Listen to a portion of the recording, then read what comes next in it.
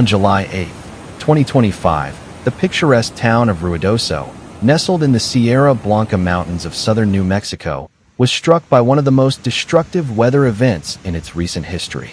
A sudden, intense, and localized storm unleashed torrential rain over terrain already deeply scarred by wildfires the previous summer.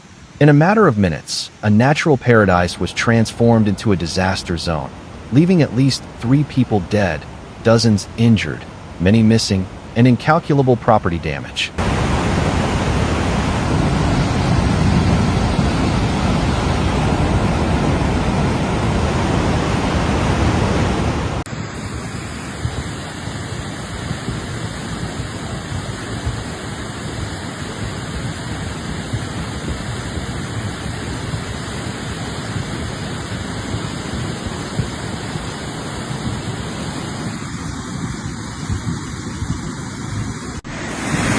The disaster began abruptly in the afternoon. In just 1 hour, the Rio Ruidoso swelled from a little over 1 foot to a historic 20.24 feet, approximately 6.2 meters, far surpassing the previous record of 15.86 feet set the year before. This sudden rise turned the usually calm stream into an unstoppable monster, tearing through homes, roads, bridges, and everything in its path. Rainfall came down at a rate 5 to 7 times more than the already weakened land could handle.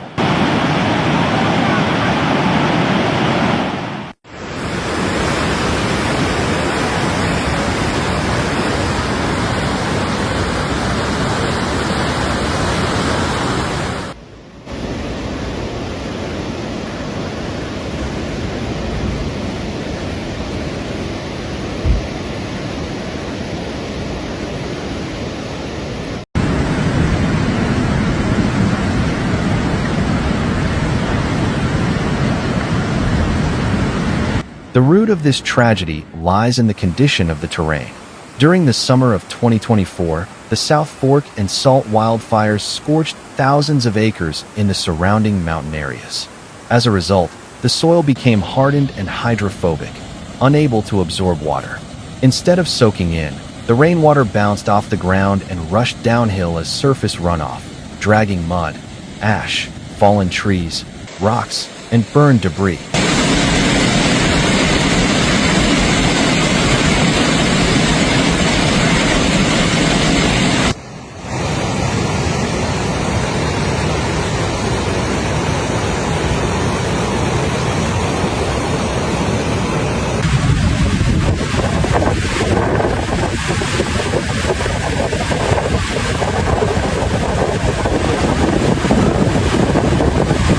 Turning creeks into deadly channels.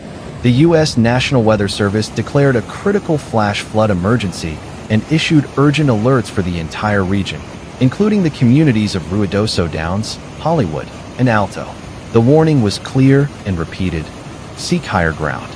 Do not drive through floodwaters. The current will sweep you away. The severity of the event prompted Senator Martin Heinrich to issue a direct call for immediate evacuation.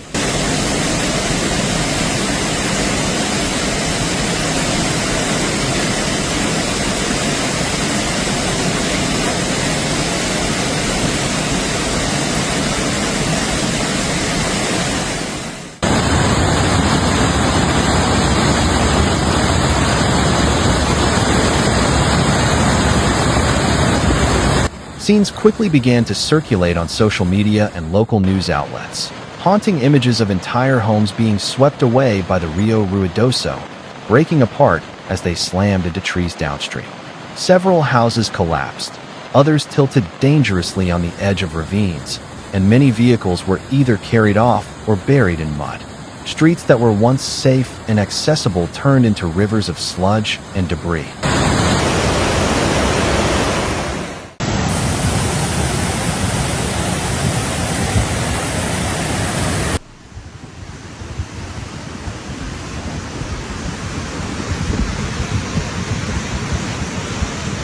In areas like Gavilan Trailer Park and Paradise Canyon, rescue teams were forced to act quickly.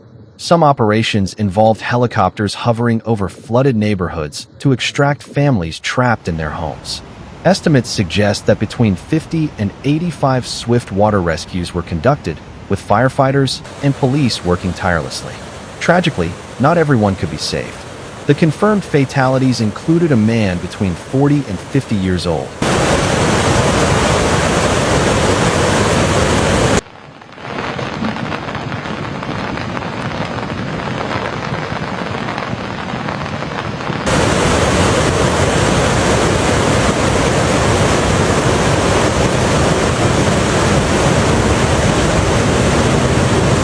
A 4-year-old girl and a 7-year-old boy.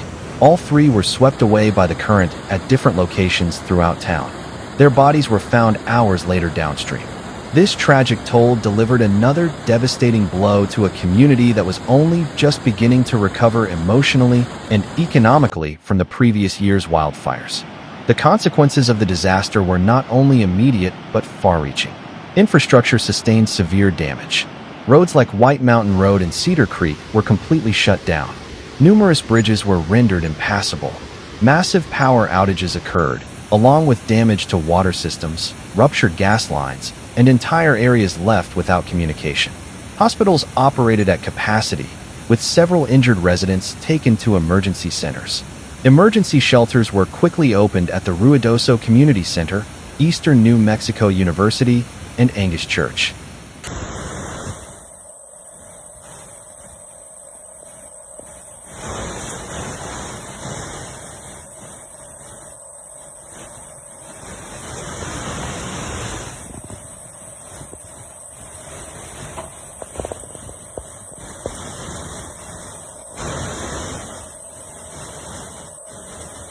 Dozens of displaced families gathered there, many having lost everything. Reports described scenes of distress, crying children, people in shock, and volunteers doing their best to provide emotional and logistical support. One of the most heavily impacted sites was the Ruidoso Downs racetrack. Water reached up to 1.2 meters, nearly 4 feet, inside the stables, leaving horses standing knee-deep in mud.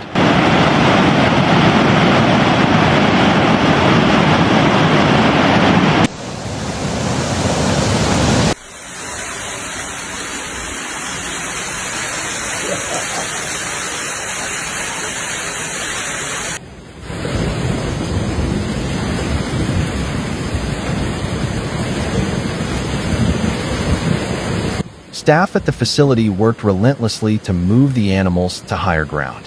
Mother Nature caught up with us today, said trainer Mark Youngers. Images shared by the National Weather Service showed the rapid rise of the Rio Ruidoso, especially in the Hollywood neighborhood. The water eroded riverbanks and carried massive amounts of sediment. Authorities emphasized that even large vehicles could easily be swept away by the current.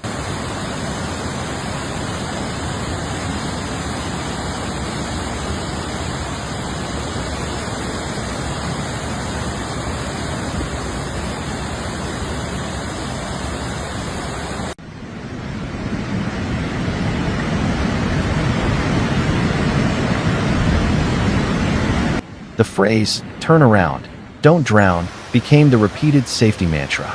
This event was particularly destructive because it occurred during monsoon season, which spans from late June through September in the American Southwest. These storms often dump heavy rain over mountainous regions, and when combined with burn scars, they create the perfect conditions for flash floods. The storm cell that hit Ruidoso was especially slow-moving and intense.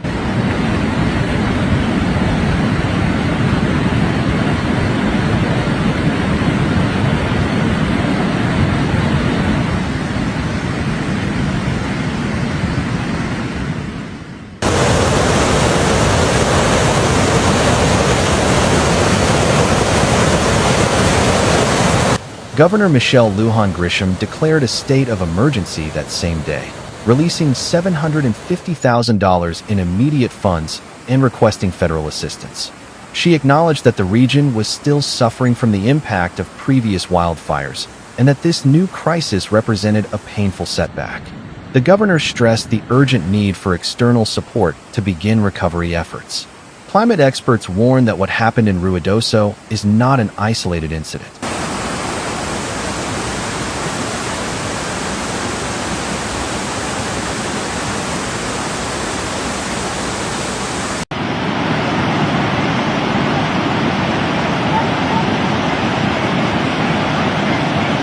Conditions driven by climate change, rising temperatures, shifting precipitation patterns, are making events like this more frequent, more intense, and harder to predict. Communities near recent burn areas are particularly at risk. In the midst of the tragedy, Ruidoso's community showed resilience. Volunteers helped clear debris, neighbors